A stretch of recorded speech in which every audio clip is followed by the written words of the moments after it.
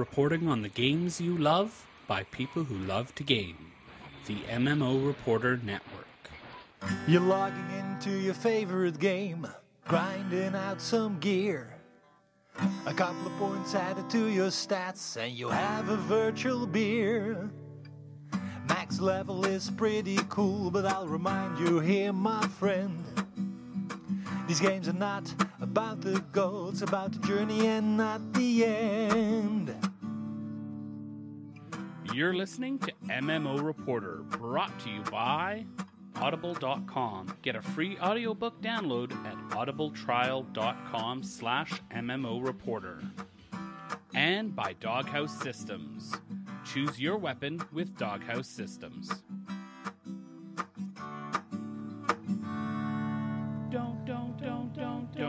Don't forget about your ults you need to cherish.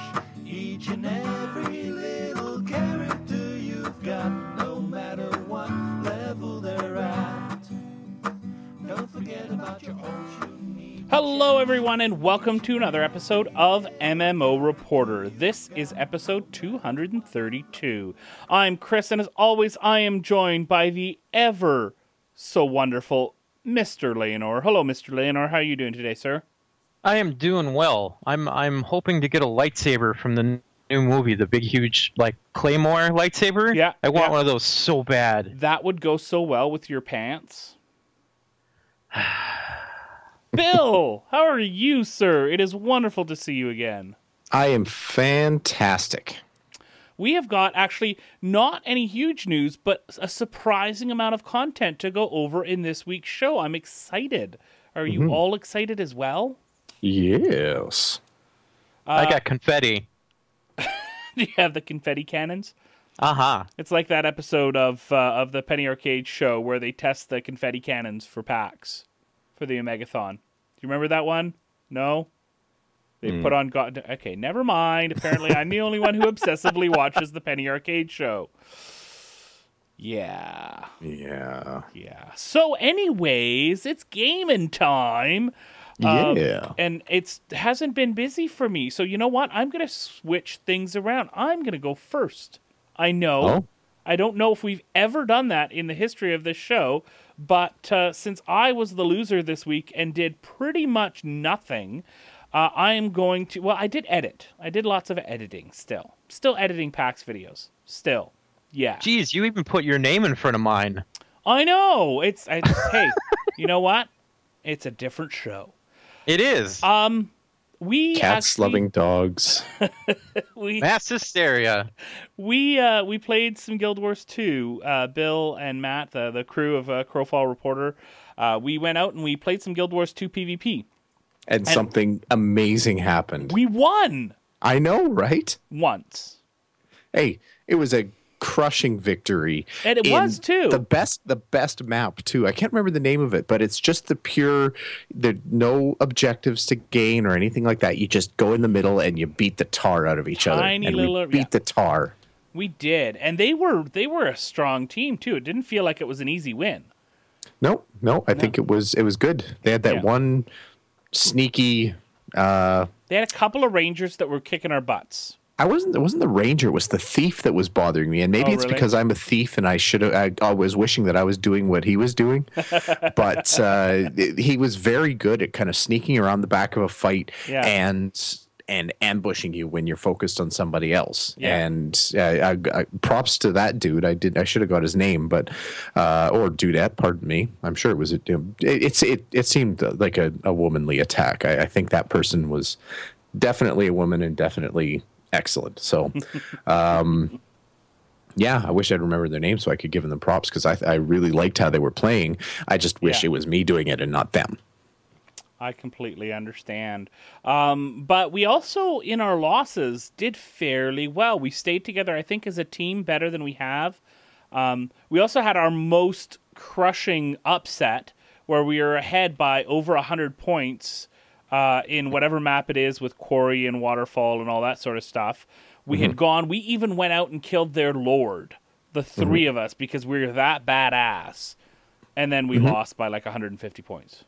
Well, and I think what's happening if I had to put a label on it and try to figure it out, is that we're joining as a team of 3. Yeah. And the matchmaking system is putting us up against other teams of 3, but we're basically a rookie team. Yes. Like we are so learning. Just I drop almost the feel like basically and if yeah. each of us joined as individuals instead, we wouldn't obviously be playing together, which is pointless for when we're trying to stream, obviously. Yeah. But I think it would probably be a little bit more even fights, because I think we're getting paired up against teams that are just naturally more experienced and better than us because we're just a group of 3. Right. And that's what happens when you queue as a group, right? Although our queues were popping. I mean, that was the fastest queues. The other thing to mention, too, is for those of you who don't necessarily PvP too much in Guild Wars 2, SPVP at least, you can now not do ranked arenas without hitting rank 20 first in unranked arenas. And it's funny because you've got your personal rank and then you've got your ranked arenas rank, right? So those two ranks are not the same things, although maybe they need to change some labeling of things because that's confusing. But it was fun. I felt like it was our most together night that we've had. Well, and it would just barely happen, too, because we've been getting monkey stomped so badly for so long. We spent the first half hour trying to find another game that everybody had all patched up so that we could try something different for stream night. And thankfully, nothing was patched. It was a crazy failure. But hey, I'm going to say all my games were patched up and ready to go. Just saying. Yeah, and I will just say that I got home from work and sat down about 5 minutes before we started streaming, so I feel not bad. Yeah, okay. I am. My soul is okay. I will sleep tonight. All right, I'll let you live. But next week, for the Wednesday night streaming night, we're still working out the details. We're probably going to jump into WildStar. If everything goes according to plan, they're going free to play. They're launching on Tuesday. And like the gluttons for punishment that we are, we're going to go in the day after a big shift in gameplay and big patch and all that stuff and try and play. Try. That's adorable. Yeah.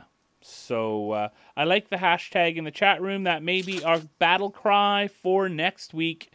Hashtag need more beer. I believe that may be... Yeah, but I've got a good idea for a group combo, Bill, because I know you like Engie. So you can go Engineer, and Matt likes Stabby, so he can go Stalker, and I can go Esper or Medic. Probably Medic, because then I can be a Granic, and I like Granic. So who's going to do damage? Stabby, Matt. Matt Stabby. What class is that? Slayer. Stalker. Oh, Stalker. okay. Stalker. Yeah, Stalker. Gotcha. You know the classes better than I do, Bill. What's wrong with this world? Obviously, you need more beer. I need more beer, obviously. All right, Layanor, what's been keeping you busy in game? I jumped into the Secret World and have been playing the PvP areas. They changed up a lot. There used to be an area where you just go into, and what you do is you take over a bunch of bases and a few other things here and there. And what happens is when you have all that stuff taken, you start getting points, whether you are attacking other players or not. So there was a lot of camping in this area and just people just trying to hold the area. Well, they changed that.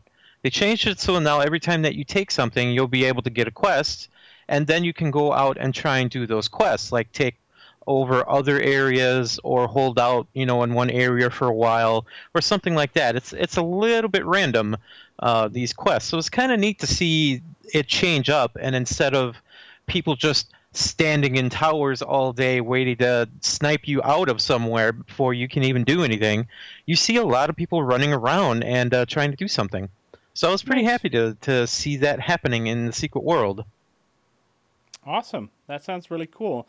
A nice way to break up the min-maxing of PvP, for lack of a better term. Yeah, and it's really nice, too, when all of the veterans get really bored and leave. All this lobby people can run around and do something then. It's awesome. The other thing that I did was on my Let's Play channel, I went over to my friend's house to go over there for a while, for a week or two, and unfortunately I didn't take my save games with me that I was doing for my Let's Play channel. So I ended up doing the Bureau XCOM Declassified. Have you guys played this game? No. I have not. That's the shooter XCOM, right? Yes. This was the shooter that they announced. Now, as far as I know, this was announced before they were going to do the turn-based game. Yes, it was, and everybody was disappointed all to hell. So, yeah. Yeah. And I think the reason why we even have the turn-based game is because people were disappointed. Yeah. The game is pretty cool. It actually, this is going to sound completely strange. It feels like Fallout. And I'll tell you why. It feels like Fallout 3 because it's not an open world. It's a set path. You know, you have a main plot and you go through these buildings and stuff and kill aliens. Yeah. Well, they have things like really close to like the VAT system. Okay. And they have the way that you talk to other characters, they give you choices and stuff, and it just really feels like Fallout 3, but in a more sci-fi alien type esque genre, I should say. But it's kind of odd. It's like Fallout 3 did really well, and they wanted to do it. You know, they wanted to bring a turn-based game and make it go really well, as good as Fallout 3. I think that's what their idea was when this game came out. Mm-hmm. Yeah, I'm looking at one of the gameplay videos here. It strikes me almost a little bit more like it's like a combination of, I can see Fallout, but I see Hitman and Left 4 Dead in there. Probably a little bit of that too. They do give you some extra soldiers along with you. So you can give them orders and stuff. Interesting. Yeah. So it's kind of neat. So I remember when this game came out, I didn't want anything to do with it either. Yeah. I think a lot of people felt the same way because it wasn't what they wanted. Right. I think we were all happy when the trailer came out, but then when we found out it was a shooter, it was like, what? No way. Because wasn't the original trailer a teaser, like no gameplay? Right. Yeah. So, yeah. And people were like, yes, XCOM, woohoo, yeah, love XCOM. What is this crap? Yeah. Yeah.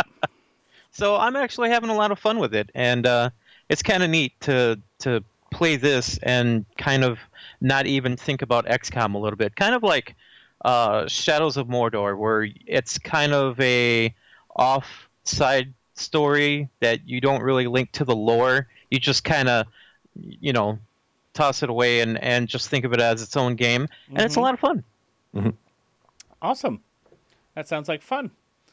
Well, what about you, Bill? What's been keeping you busy?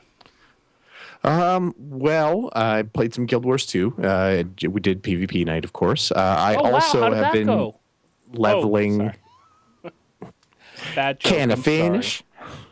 I've also been leveling up my Elementalist quite a bit. I've got him up to level 74 now, and that's going to that'll have me with what is it? 6 level 80s at that point, which Crazy. I'm sort of happy with. To be fair, that's not really that much of an achievement. I've been kind of thinking about it. I've leveled this dude without the help of scrolls, though, so that I think gives me a little bit of cred to go along with it. But I'm trying to decide if I want to go for the Lifetime Achievement Award and have 9 level 80s when the expansion comes out. And I'm not really sure. Maybe, because I have a Guardian and a Necromancer as well that are like level 25-ish or so. That would finish out the stable for the current classes. I don't know. If anyone's really passionate about it, let me know. If there's a value in having 980s other than just to be able to say it on the podcast. So that's just crazy. Anyway, no, but actually my plan was more along the lines that I wanted to have, I kind of want to have 3 main classes that I play. And I can't remember if I mentioned this last week or not. Chris, you can tell me right now. Yes, you did.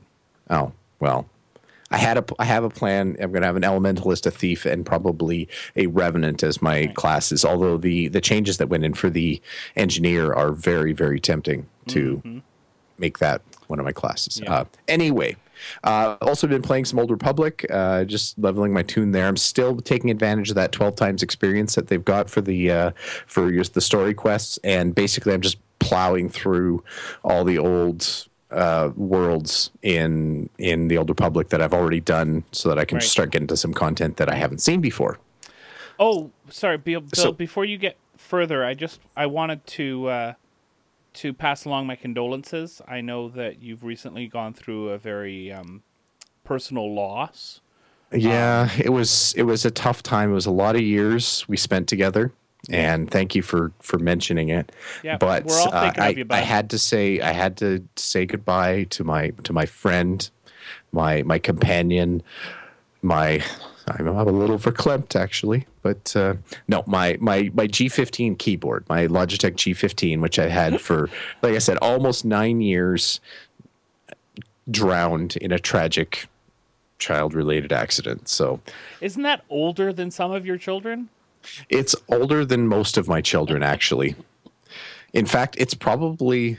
Oh no, it's not older than all my children. Anyway, it's older than most of my children, and yeah, it's a good keyboard. And you think about it, how many millions of words do you think I've typed on that keyboard in 9 years? Knowing you, Chris, and my computer habits and that kind of thing. How many millions do you think I'm trying to count up the number of key presses that I've had on that keyboard, and it's got to be in the tens of millions. Well, you wrote out that really long for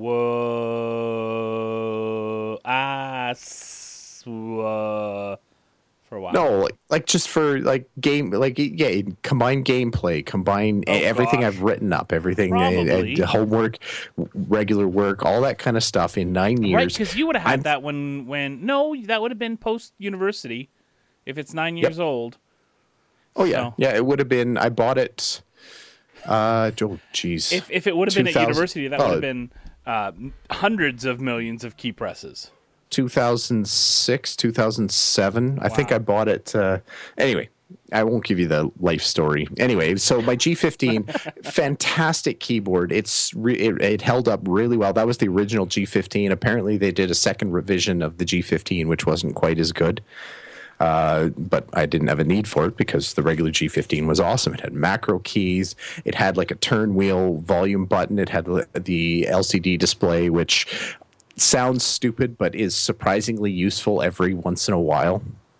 Yeah, mine did not last as long as yours did, I have to say. Yeah. Well, you had a newer model. I had the original one with the full set of keys on the side, not just the couple of them. The one with 18. That's the one I had too. Okay, there was 2 revisions though. There was the second revision that looked the same, but it was made of cheaper materials. It was lighter and more flexy. Anything. Anyways, so I put it out on Twitter and I asked everybody what I should get. I disappointed Ken from Chicago because I wasn't getting a mechanical keyboard, but I decided because my computer is about 10 feet from where my wife and I sleep, I'm not going to be very popular if I'm clacking away on the K70 into the wee hours of the morning. So it's got to be backlit. It is backlit, actually. I bought the Cooler Master suppressor. It's a white backlight, so I don't have to deal with stupid blue or red shining up in my face or anything like that. Aww. And it's a membrane keyboard, but it's pretty good. It's got 5 programmable macro keys. There's no additional software that you have to install for it, which was a big plus for me. And so I'll let you know. The only other time that I tried another keyboard was I can't even remember the Steel Series. You're talking about cheating. What's that? Sounds like you're talking about cheating. The only other time I've ever stepped out. Yeah, the only other time I stepped out, I was really, really drunk, and I tried a Steel Series keyboard, and I tried it for about 2 months. And you know the little knobs on the F and the J keys that kind of identify home row and all that kind of stuff for all those typists out there and everything like that. Those wore down to nothing in 2 months of use. like So- not being scratched or anything like that. Just regular typing. Those keys were smooth as a baby's ass, and I was getting lost on my keyboard all the time.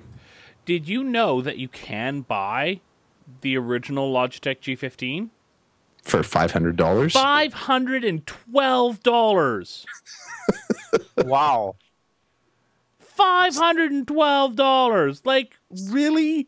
Who would spend that much? And that's the cheapest one. Boy, you could buy that, or you could buy the Amber package for Crowfall. Yeah, that's funny. Oh, pardon me, the Sapphire bundle. There you Anyway. go. Anyway, moving on. That's so that was basically my week this week. It was kind of a light week for gameplay. I will tell you that that Office 365 is a bear, and that's all I'm going to say about that. And yeah, so that was basically what we did this week. Chris, do you want to try to fill our bank account a little bit? I do want to mention our Patreon campaign and 31 of my closest friends over on patreon.com/MMO Reporter who support the podcast and the network. Thank you so much to everyone on Patreon for supporting us. If you want to find out how to support us, you can go to MMOreporter.com/support or patreon.com/MMO Reporter. We usually record for those of you who want to see live, and we're going to be Sans Harry Hall for a couple weeks here, so we'll probably be recording closer to 8:30 p.m. Pacific time on Thursday nights over at MMOreporter.com/live, so you can check us out there. Let's move things along to the news. More than these. La-di-da, la-di-da.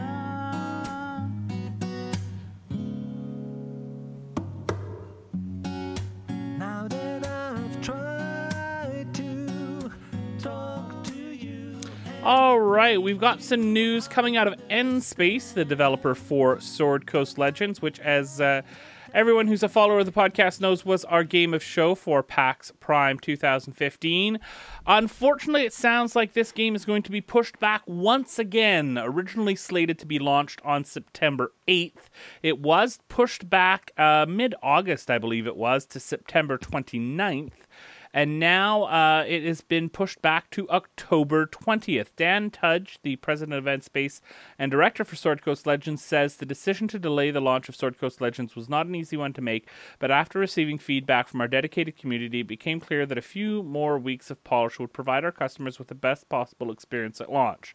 Now, I don't know about anybody else, but I watched a few streams of Sword Coast Legends on Twitch during those Head Start beta weekends, and I think that it was not so much broken game as limited functionality in the DM mode, or at least the DM mode not being what people expected. People expected a Neverwinter style, do everything that you want, which was not what I ever felt that they described the DM mode as, or that they described it. Those were the biggest complaints that I was hearing on message boards, on the forums, on Twitch, everywhere. That's what I was hearing.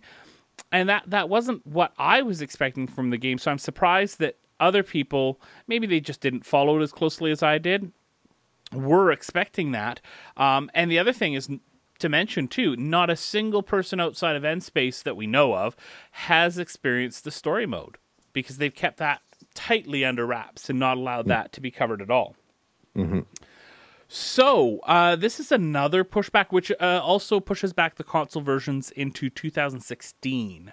And I don't think there's a specific date on those yet. So, Bill, you got to play this at PAX. I mean, it felt fairly polished when we played it. Well, as polished as you can detect in a 20-minute play session or whatever it was we had.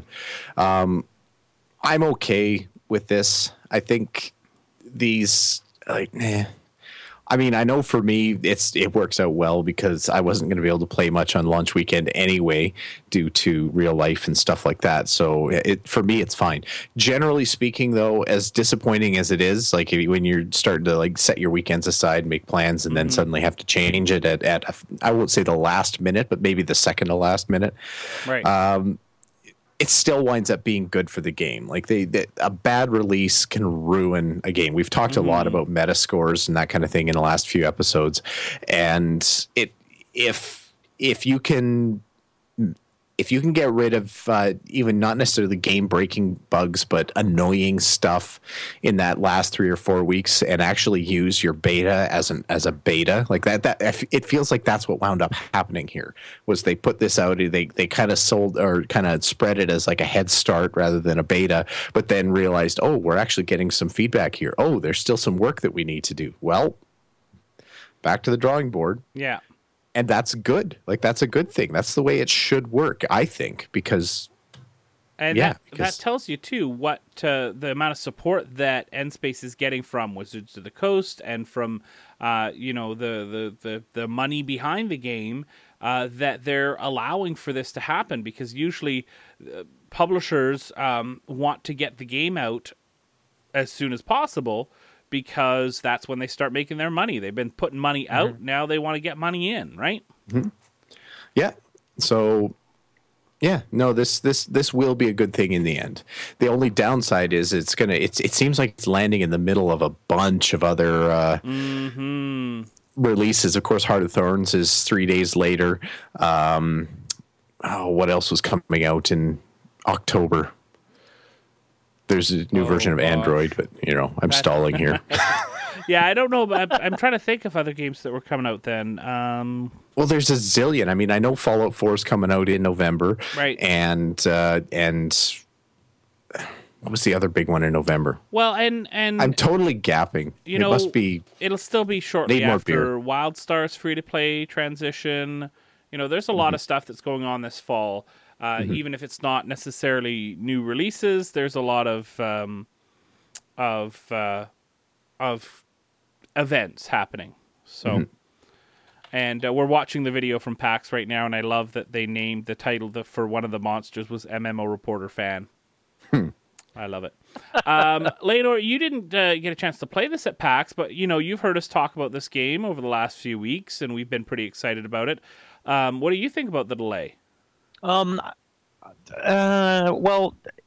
does it seem... Well, you guys played it, and you guys felt that it was at least pretty well polished. So, do you guys think that the delay is because there are so many people that think that GM or DM mode is supposed to be an actual DM mode, and they're changing that before it's released?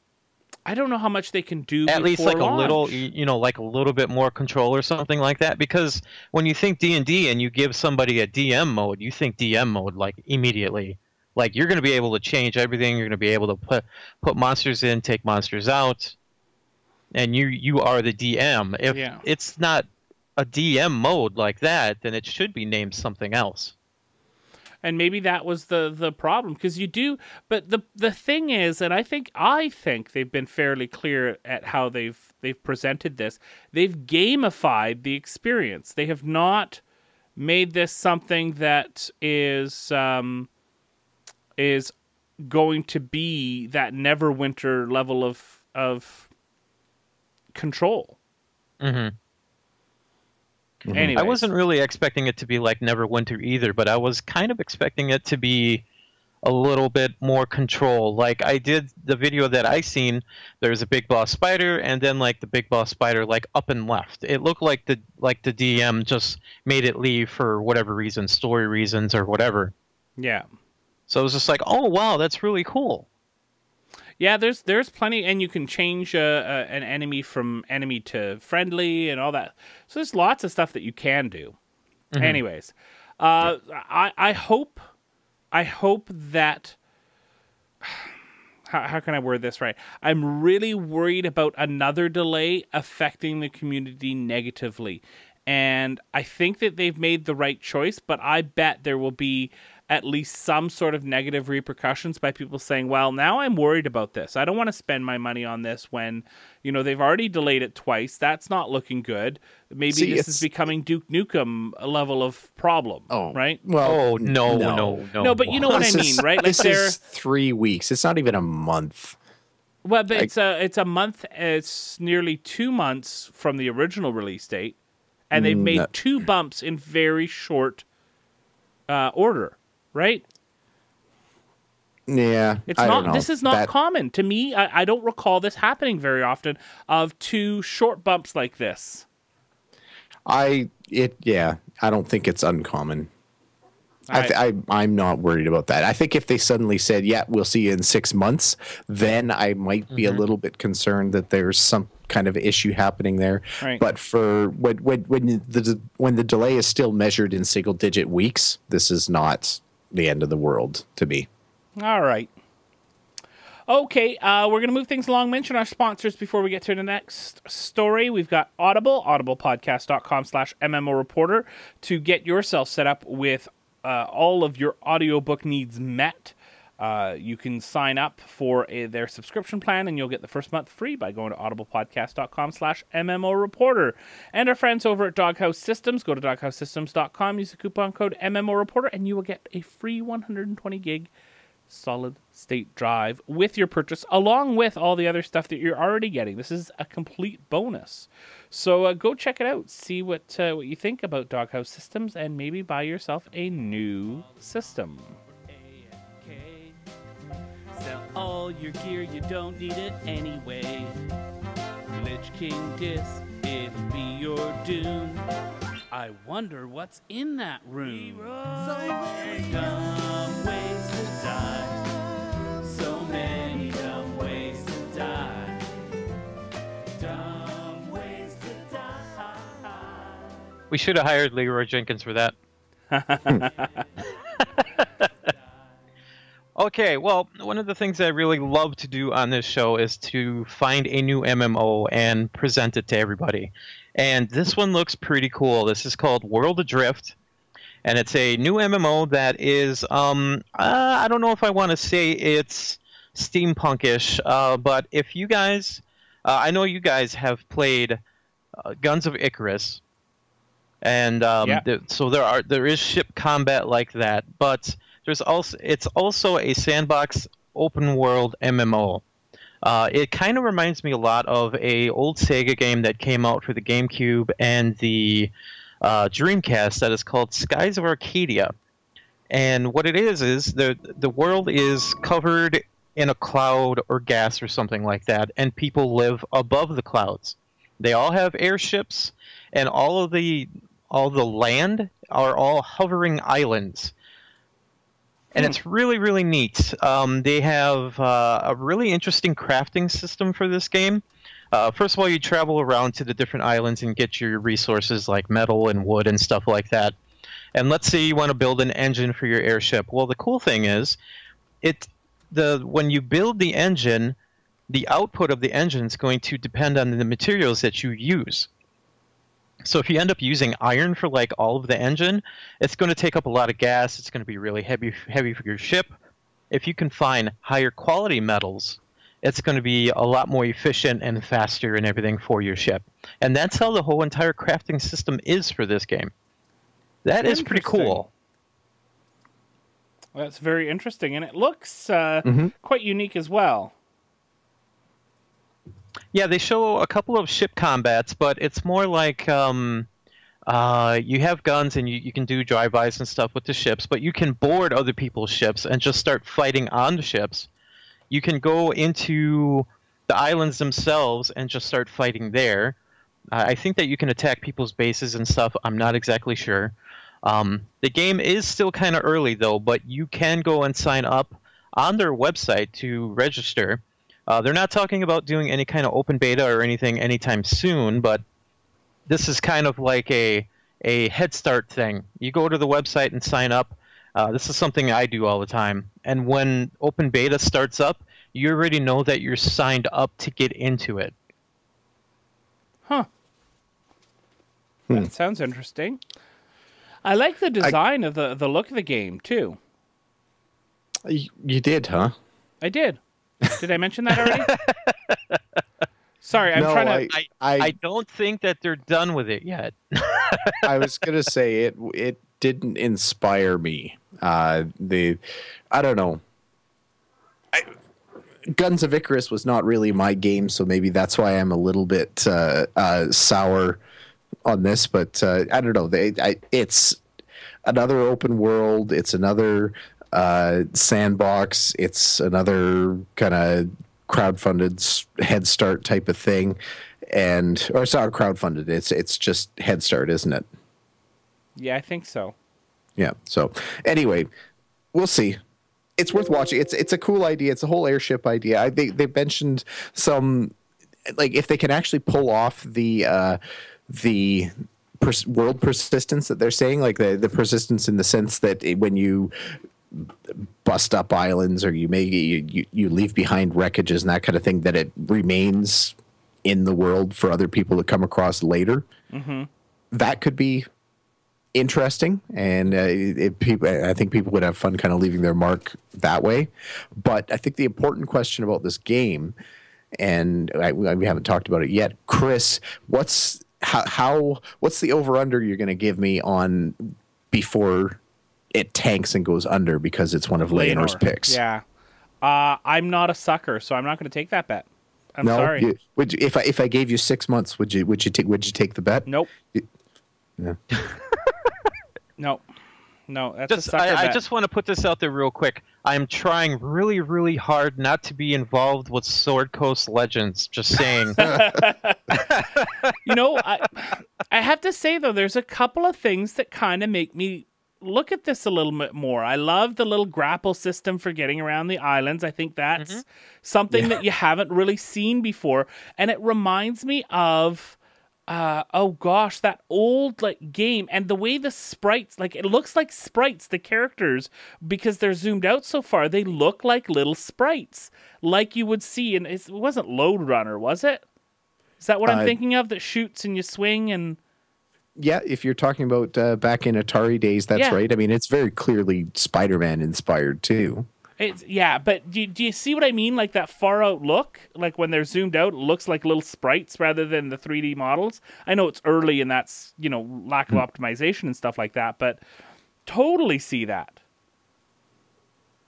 Anyways, whatever. And I love that shot that we're showing right now of them jumping off the ship gliders and going into attack.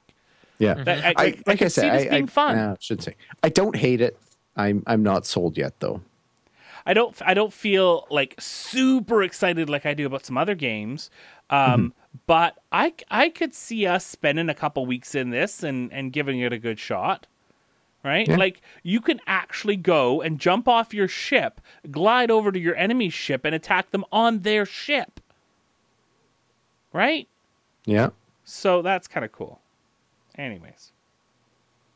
And then you can be marooned on islands and have to rebuild a ship of some sort. Yeah, there you go. But here's what this is going to hinge on. A game like this especially. This is going to require a very dedicated base community to support it. Or else it will be mediocre. And that scares me a little bit. Yeah, it's an empty world in this game would be fairly disastrous. More so than other games, right? Than most, yeah. Yeah. Yeah, all right, so there is World Adrift. I'm sorry that Layanor has brought that forward, and hopefully it will not fall under Layanor's curse. Yeah. All right, Elite Dangerous, quick mentions. On to the quick mentions. Elite Dangerous has announced that they are going to have Steam VR and HTC Vive support later this year. That's kind of cool to see that. Yeah, it's been clear that it's been going to be an Oculus Rift game. Of course, the HTC Vive is the one that actually gives you it's room mapping virtual reality. So you take your 6-foot square space or your 10-foot square space. You've got hand paddles and everything like that. Like that could be some pretty amazing space flight. Yeah, I don't know if they're going to go there because you don't have as many buttons on the control paddles as you do with a joystick or anything like that. Well, if the game is going to optimize, though, I'm wondering if they're going to add in-game UI to take care of that. Maybe you'll have a launch button in space that you can reach out and touch with your paddle and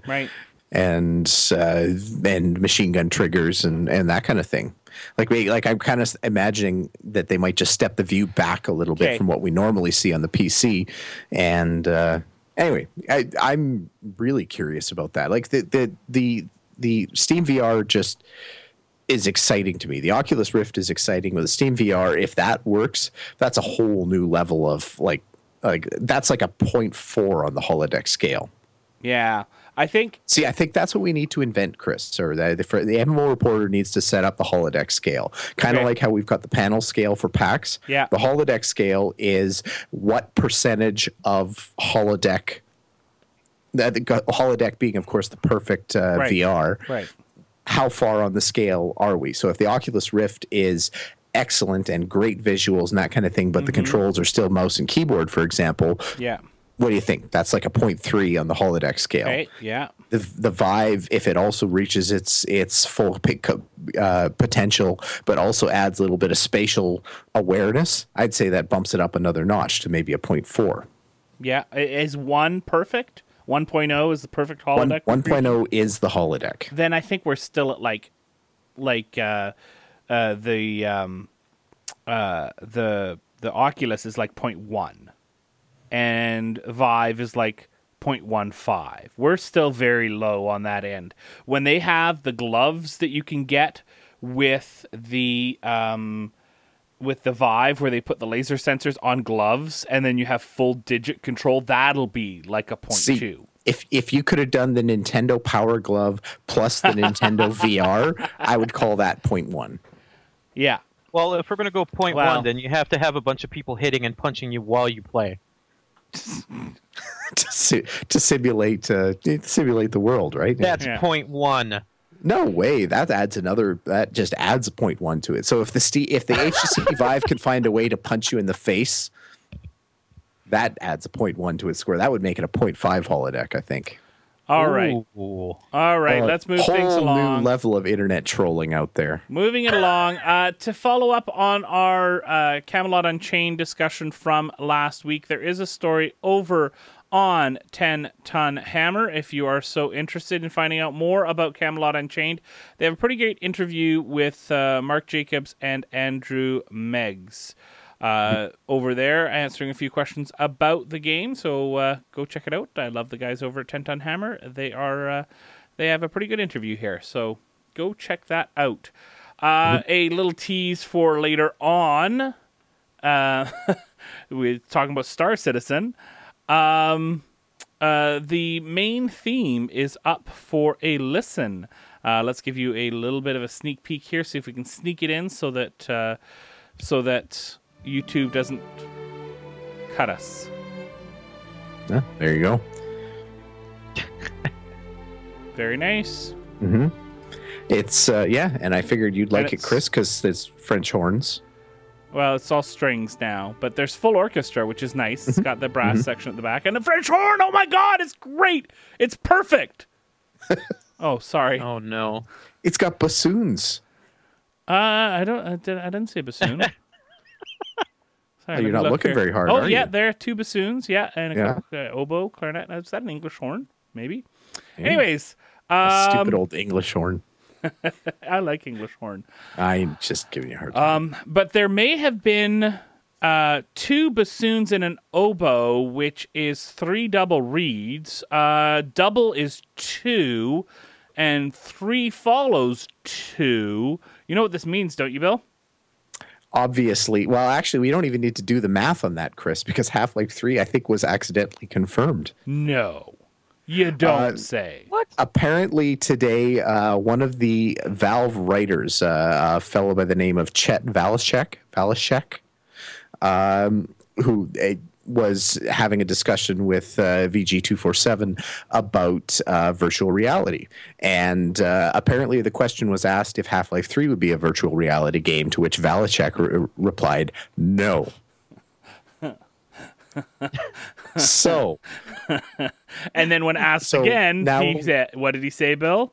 No. No, I said no. Yep. So you got to see the voice. What we've got here is we know that Half-Life 3 is not going to be a VR game, but it kind of implies that it's going to be some kind of game, as in like a game that exists.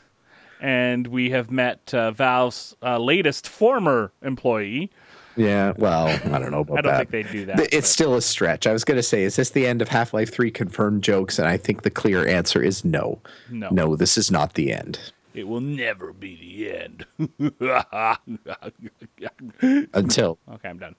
Half-Life 3 is Officially confirmed? Yeah. Yeah. Hey, have you been dying for a WildStar closed beta key, Layanor? Have you been? Yes. You have? Well, they're broken. They're not I don't working. want They're one, then. expiring. So you know what? They just made the whole thing open beta now. For the next Yay. 4 days, you can get in there and you can beta it up. I actually had somebody contact me a couple days ago. They said, Layanor, do you like indie games? And I said, yeah. I play them on my, I plan on playing them on my Let's Play channel. They're like, oh, okay. I got this key for some game called WildStar. You can have it if you want. Yeah. Yeah. All right. It seems like the kind of thing that would have been like accidentally unpurposed, but Yeah, I think they accidentally on purpose that. yeah. So yeah, it's open beta now. If you want to play this weekend, great chance for you to do that. Lots different about the game, including they've done a big graphics improvement. So if you're interested in that. Bill, we have got a pretty long letter. Can you summarize the thoughts that Drew sent us? Yeah, we got a letter from Drew, who Hi, Drew. was here to tell us that he really likes the podcast and that he wants to call us out on some of our bullshit. So, back in episode 222, we semi-famously went on a big rant about Star Citizen funding and basically about how there's the packages in Star Citizen are getting kind of ridiculous. $400 for a ship in Star Citizen, $15,000 for basically an all-digital package of Star Citizen.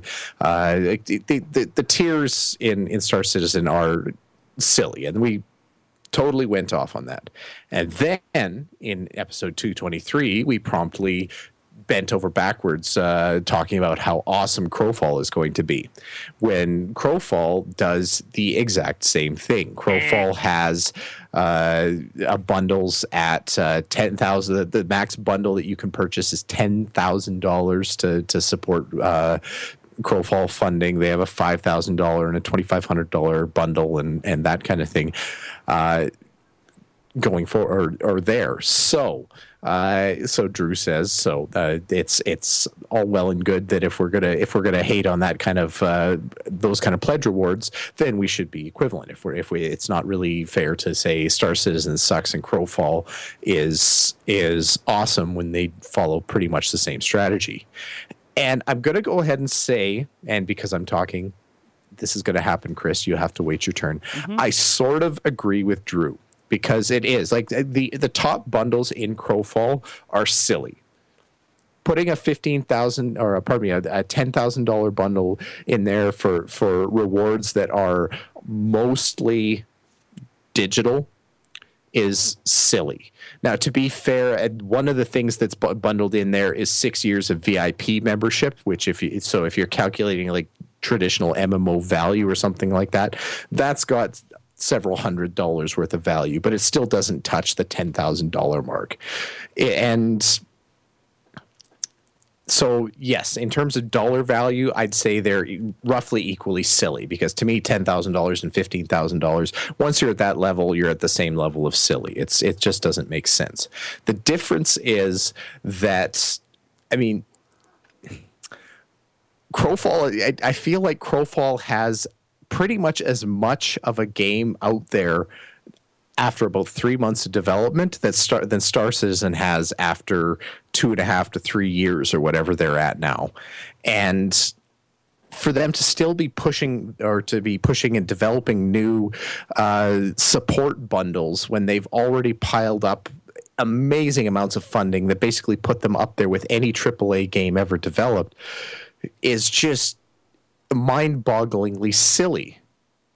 And and that's all that's in their store. They don't sell anything real in their whole store, with the exception of like the $45 packages to kind of get into the Arena Commander Pass, which is still the only thing that you can really do in Star Citizen. So yes, when you talk about funding practices and pledge levels and that kind of thing, Crowfall and Star Citizen are equally guilty from a dollar value, but I feel like Star Citizen just has a little bit extra goofiness to it in terms of funding. So that's my little rant on that. So I agree with you. I probably 51% agree with you, Drew, that you're correctly calling us out on bullshit. Chris, I know you agree with me all the way, right? I think you made a very, very valid point, and now I'm going to tell you why you are absolutely wrong. The discussion that Harry and I had was not about the pledge bundles. It was the individual items that they were selling in a digital game that wasn't available yet. They were selling specific things, ships in this occasion, that for very large sums of money, that it's for a game that isn't even out there yet. I don't have an issue with any game having any pledge packages that they want, including Star Citizen. More power to them. But when they start selling individual items for in-game, like you would in a store for a live game before the game is even launched, that's where I have the issue. Crowfall doesn't do that. They have their super expensive, I wish I was rich pledge packages, as does Star Citizen. If I was a independently wealthy or not so independently wealthy man, I would be buying Star Citizen packages as well. But my issue is with the individual ships that are $400, etc., more dollars. I think there were even some earlier that were $1,000. And they're individual ships. It's that part of it. It's things that would normally be in a store when the game is live for a game that at this point shows being no closer to actually having a game that you can play than it did at the launch of the Kickstarter. The Arena module, that's fine. They put that out fairly quick and have done absolutely nothing else that you can play. They've been talking about the first-person shooter module, which was pulled and then put back out again when... I don't know if that was because of the huge outcry or it was just coincidence. Let's give them the benefit of the doubt and say it was just coincidence that it was just bumped for a couple of weeks when originally they said it was sort of indefinitely. Mm-hmm. That's where So I understand where Drew's coming from, but that's not what I was where my outrage was coming from. It wasn't the pledge packages. The standalone item that you're not going to be able to even do anything with for up to a year or more is a little bit silly. And to be fair, Crowfall is at least giving you game access, albeit alpha game access, within right. But you can't buy a keep. Like I can't go in and buy a keep. I can't go in and buy a specific thing.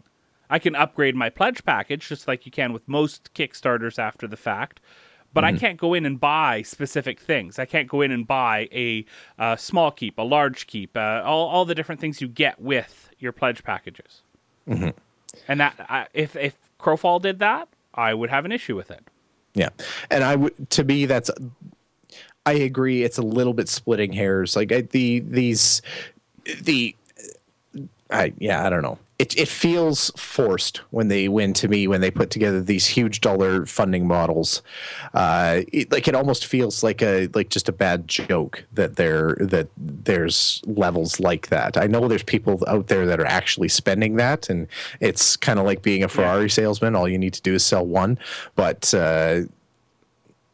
yeah. So again, I Drew, you're not wrong, but I also see where the difference is too. So how's that for wishy-washy? I'm right in the middle. That's fine. And Drew isn't wrong. That's not at least where my outrage was coming from. Yeah. Layanor, you've been very quiet. Where do you sit on this? Pick my side or you're fired. Sorry, what? Fire me.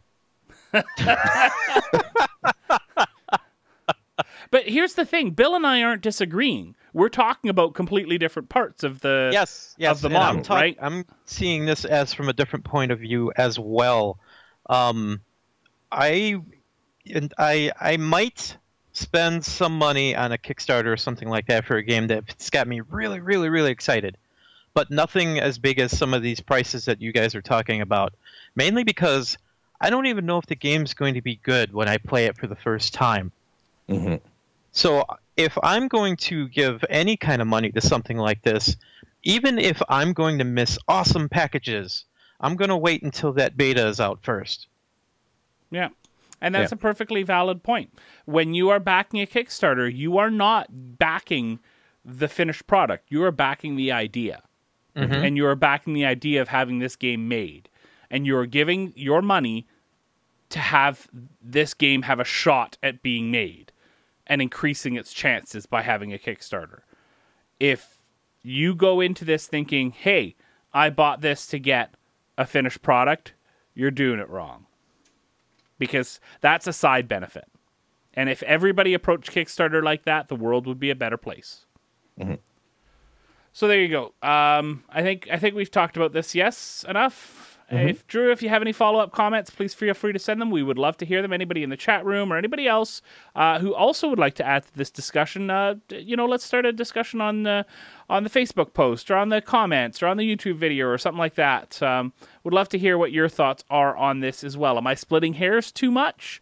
Is there a difference like I feel that there is between the two, or am I just being an idiot? Let me know. And you can send your complaints to bill@mmoreporter.com. Speaking of Bill, how can people get a hold of us? They can. There's several ways they can get a hold of us. Head over to our website, MMOreporter.com, for the central hub of all the MMO Reporter stuff, including other podcasts like Guild Wars Reporter and Lotra Reporter and Crowfall Reporter. You can send us an email to mmo.reporter@gmail.com. You can head over to facebook.com/MMO Reporter to Facebook at us. You can tweet at any of the MMO reporters, either at MMO_reporter for Chris, at Harry Hall for Harry Hall, at Layanor for Layanor, and at MMO Bill for yours truly. You can give us a call at 616-666-6778. We promise we won't answer the phone. You don't actually have to talk to us live. Leave us a voicemail, though, and we would be thrilled to put it up on the air. Like I said, 50% threshold on swears is pretty much the rule. So, yeah, and I just turned 13 again. You're just going to have to deal with that. YouTube... youtube.com/MMO Reporter Network for our ever-growing PAX coverage and videos and everything like that. We got tons and tons of material from PAX there, and it's all coming up nicely, and there's some really, really good stuff there. If you're interested in helping us out, keep the lights on at the MMO Reporter, you can head over to patreon.com/MMO Reporter and give us a pledge there. We would love that. We appreciate so much people who are willing to front us some like real world dollars to help us keep putting the show on, throw Layanor a couple bucks every once in a while to trick him into showing up, get us to PAX once a year, maybe even twice a year if things are going really well. We find good uses for this money, and we appreciate that you think about us enough or think well enough of us. There we go. Yeah. Yay! That was worth a Patreon right there, I think. Just spit that sentence out. Anyway, patreon.com/MMO Reporter. Or if you're not really a Patreon kind of person, you can head over to MMOReporter.com/support to find some other ways to help us keep rolling. And yeah, that seems like enough to me. Yeah, absolutely. Hey, Layanor, thanks for a good show. That was fun. I've been wanting to ask you if we can paint our offices puce. You go right ahead since you work out of your own home. Yay! Yep. Yeah, we'll send the intrepid reporter down there to report on it. Isn't he dead? Dun, dun, dun. Bill, as always, a blast recording with you. Thank you. It was. And, of course, to our chat room who's hanging out with us tonight. Thanks so much for listening to the show tonight. It was fun to have you in there. To everyone who listens or watches on YouTube, thanks, everyone, for enjoying the show, which I hope that you did. We hope that you enjoy next week's show as well. But most importantly, we hope to see you in game.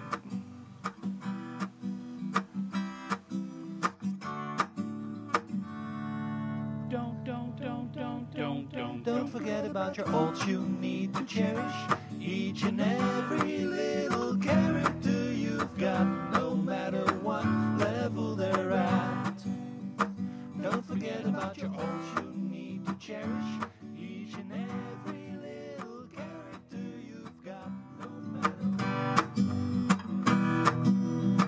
Thanks for watching the video, everybody. Don't forget to check out all the other podcasts at MMOreporter.com or by clicking on any of the links here. And please check out our Patreon campaign at patreon.com/MMOreporter.